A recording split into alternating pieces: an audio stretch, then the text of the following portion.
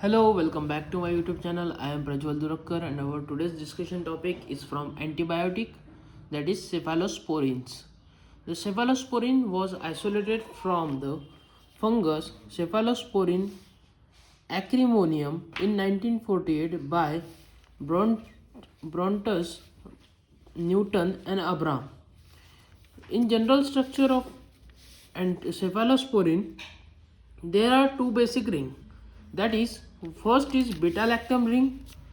We are all familiar with the beta-lactam ring and the dihydrothiazine ring. For that,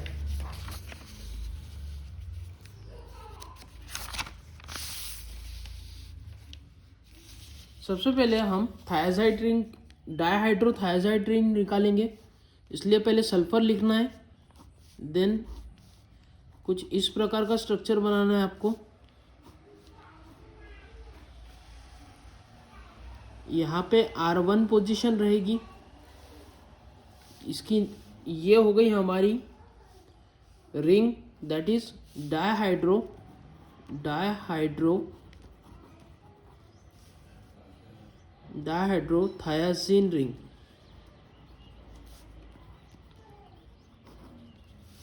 डायहाइड्रोथायाजीन ring.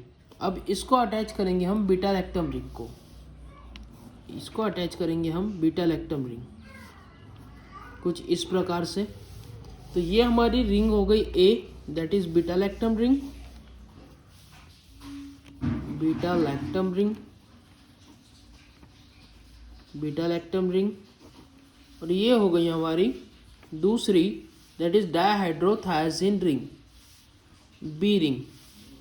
और इसके बाद यहाँ पे सब्स्टिट्यूशन होगा NH C double bond O R2 का। मतलब यहाँ पे R1 पोजीशन पे सब्स्टिट्यूशन देखने को मिलने वाला है हमको, और R2 सब्स्टिट्यूशन देखने को मिलने वाला है, और नए नए एंटीबायोटिक फॉर्म होंगे। तो चलिए देखते हैं। Cephalosporin have cepham as a basic moiety. Cepham यानी ही होता है beta lactam ring plus dihydrothiazine ring. बाद में like 6 amino penicillinic acid in penicillin, 7 amino cephalosporinic acid is a lead molecule for synthesize semi synthetic cephalosporin। जैसा हमने penicillin में देखा था 6 अमाइनो पेनिसिलिनिक एसिड, वैसा ही सेफेलोस्पोरिन्स में क्या देखना है हमको, कैसे बन रहा है सेफेलोस्पोरिन, 7 अमाइनो सेफेलोस्पोरिनिक एसिड से। They have mode of action अगर देखते हैं हम, तो they act by inhibiting cell wall synthesis. जैसे कि पेनिसिलिन में देखा था हमने, सेल वॉल सिंथेसिस को इनहिबिट कर रहा था। तो चलिए थोड़ा और इसके आगे देखते हैं क्लासिफिकेशन की ओर। तो क्लासिफिकेशन ऑफ सेफेलोस्पोरिन कैसा दिया गया है। क्लासिफिकेशन ऑफ सेफेलोस्पोरिन अगर देखते हैं हम, on the basis of clinical pharmacology, oral administered, parenterally administered, resistant to beta lactam and parenterally administered, और मेटाबॉलिकली अनस्टेबल, ऐसे 4 क्लास में इसका क्लासिफिकेशन दिया गया है। सम इम्पॉर्टेंट स्ट्रक्चर्स की ओर देखेंगे तो सेफेलिक्सिन का स्ट्रक्चर में R1 और R2 को चेंज किया है, बाकी पूरा स्ट्रक्चर वैसा ही है। यहाँ पे R1 को चेंज किया है CH3 से, और R2 को चेंज किया है CHNH2 और एक बेंजीन, एक फिनिल रिंग से। उसके बाद के स्ट्रक्चर में अगर देखते हैं हम, सेफेक्लोर में यहाँ पे केवल क्लोरीन आ गया मिथिल की जगह पे। ये हो गए, ये दोनों होते हैं हमारे ओरली एडमिनिस्टर्ड ड्रग। इसके बाद अगर देखते हैं हम, तो सेफेलोथीन का स्ट्रक्चर कुछ इस प्रकार से है। यहाँ पे R1 को CH2O CH3 किया है हमने, और यहाँ पे R2 पे एक हेटेरोसाइक्लिक रिंग लगाई है। वैसे ही सेफोक्सिटीन में भी कुछ इस प्रकार का ही सब्स्टिट्यूशन है। बस चेंजेस यहाँ पे देखने को मिलते हैं कि यहाँ पे हम बीटा लैक्टम रिंग में भी OCH3 लगाएंगे और बाकी स्ट्रक्चर एज इट इज़ है। इसके बाद अगर हम देखते हैं सार ऑफ सेफेलोस्पोरिन, जो कि बहुत ज़्यादा इंपॉर्टेंट हो जाता है, तो सार में आपको सबसे पहले इस प्रकार का स्ट्रक्चर बना लेना है, बीटा लैक्टम रिंग बनाना है और डायहाइड्रोथायजीन रिंग को बनाना है। इसके बाद क्या कह रहा है ये, beta lactam ring is essential for reactivity and antibacterial activity.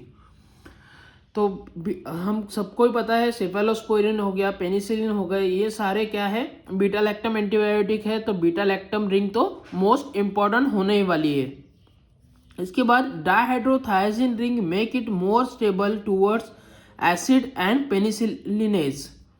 ये वाली जो रिंग है, बी वाली जो रिंग है डायहाइड्रोथायजीन, ये इसको एसिड स्टेबल बनाती है और पेनिसिलिनेज के अगेंस्ट मोर स्टेबल बना रही है। इसके बाद अगर थर्ड पॉइंट अगर देखते हैं हम, तो third point oxidation of sulphur at sulphone to sulphone और sulphoxide destroy the antibacterial activity. क्या कहा गया है, एट पोजीशन, ये रहा हमारा जनरल स्ट्रक्चर, ये रहा हमारा जनरल स्ट्रक्चर। जनरल स्ट्रक्चर में ये वाला जो सल्फर एटम है, ये सल्फर एटम का अगर हम ऑक्सीडेशन करते हैं और उसको कन्वर्ट करते हैं सल्फोन में और सल्फोक्साइड में, तो डिस्ट्रॉय हो रही है हमारी एंटीबैक्टीरियल एक्टिविटी, यानी sulphur is essential. Then carboxylic group at position 4, at position 4 पे कार्बोक्सिलिक एसिड मोस्ट इम्पॉर्टेंट है। ये रहा हमारा first position, then second position, third position and fourth position. Fourth position पे कार्बोक्सिलिक एसिड ये मोस्ट इम्पॉर्टेंट है। This carboxylic acid is also required for salt formation. Carboxylic acid काय के लिए इंपॉर्टेंट है, सॉल्ट फॉर्मेशन के लिए इंपॉर्टेंट है। Then modification at C3 substitution, हमने बोला ही था कि जो हमारा R1 है, यहाँ पे हम चेंजेस करने वाले हैं और नए नए एंटीबायोटिक को फॉर्म करने वाले हैं। तो देखते हैं क्या क्या चेंजेस करना है। Pharmacokinetic and pharmacodynamic depends on C3 substitution. जो भी हमारी फार्माकोकाइनेटिक एक्टिविटी है या फार्माकोडायनेमिक एक्टिविटी है, दोनों ही C3 सब्स्टिट्यूशन पे डिपेंड करती है। Modification at C3 position has been made to reduce the degradation of cephalosporin. हम अगर C3 पोजीशन पे कुछ भी चेंजेस करते हैं तो उससे हमारा जो डिग्रेडेशन हो रहा है सेफेलोस्पोरिन का, वो कम हो जाने वाला है। Orally active compounds are produced by replacement of acetoxy group with methyl और क्लोराइड। जो भी हमने ओरली एक्टिव कंपाउंड्स देखे थे, उसमें एसिडॉक्सी ग्रुप को हमने रिप्लेस कर दिया था मिथिल ग्रुप से या तो क्लोराइड ग्रुप से। बाद में benzoyl esters have gram positive activity and it has lower activity against gram negative bacteria। benzoyl esters अगर हम ऐड कर रहे हैं तो वो ग्राम पॉजिटिव के अगेंस्ट ज़्यादा एक्टिविटी दिखाएगा, वही ग्राम निगेटिव के अगेंस्ट कम एक्टिविटी दिखाएगा अगर बेंजोइल ईस्टर हम यूज़ कर रहे हैं एट C3 पोजीशन पे। इसके बाद जो double bond between position 3 and 4 is essential for activity. ये जो डबल बॉन्ड है यहाँ पे, जो 3 और 4th पोजीशन के बीच में ये जो डबल बॉन्ड है, ये बहुत ज़्यादा इंपॉर्टेंट है बैक्टीरियल एक्टिविटी, एंटीबैक्टीरियल एक्टिविटी के लिए। Changes in double bond leads to loss of activity. वो डबल बॉन्ड अगर हम हटा देते हैं तो एक्टिविटी पूरी तरह लॉस हो जाएगी। इसके बाद 7th पोजीशन पे अगर देखते हैं 7 acyl amino substitution. 7 acyl amino substitution कौन सा है, ये वाला सब्स्टिट्यूशन होगा हमारा 7th पोजीशन वाला। यहाँ पे R2 पे हम चेंजेस करने वाले हैं। तो क्या क्या चेंजेस है, addition of amino group and hydrogen atom to alpha and alpha 1 position for basic compound. जब भी हमको बेसिक कंपाउंड फॉर्म करना है तो हम अल्फा एंड अल्फा 1 पे सब्स्टिट्यूशन करने वाले हैं। इफ एडिशन करने वाले हैं अमाइनो ग्रुप और हाइड्रोजन का। If acylation is done for the amino group it will make more active against gram positive bacteria. Acylation अगर करवा रहे हैं हम अमाइनो ग्रुप का it will make more active against gram positive bacteria. वहीं पे phenyl ring can be replace with other heterocyclic ring which is increase the spectrum of antibacterial activity. अगर हम कुछ स्ट्रक्चर्स देखते हैं, ये देखिए, अगर हमने ये देखते हैं हम सेफोक्सिटिन का स्ट्रक्चर। सेफोक्सिटिन के स्ट्रक्चर में हमने यहाँ पे हेटेरोसाइक्लिक रिंग लगाई, तो हेटेरोसाइक्लिक रिंग लगाने के बाद हमारी एक्टिविटी जो थी एंटीबैक्टीरियल एक्टिविटी इंक्रीज हो गई। वही हमने जब ओरल ड्रग अगर लेते थे तो वहाँ पे फिनिल रिंग ले रहे थे।